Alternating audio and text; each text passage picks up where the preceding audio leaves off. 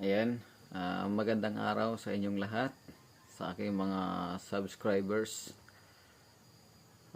mga idol.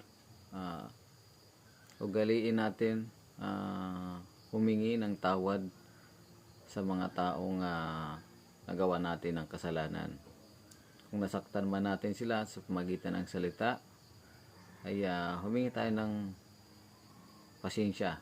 Bagamat tayo minsan nagkakasala, minsan tayo ay nakakasalita ng mga masasakit sa ating kapwa, gawa ng bugso ng ating damdamin, sobrang galit.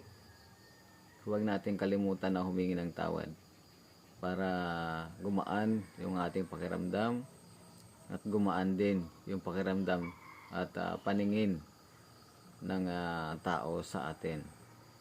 Kaya ugaliin natin, pag tayo nakasakit ng damdamin ng ibang tao, humingi tayo ng patawad. Magpatawad tayo sa isa't isa. Kailangan natin pag-ibayuhin yung pagmamahal. Kailangan natin iparamdam sa ating kapwa. Yun lang po. God bless. Maraming salamat sa panunood. Kung may natutunan ka, pwede mong i-comment at i-replyan ko yan. Mag-subscribe ka na rin, idol. Thank you po. God bless.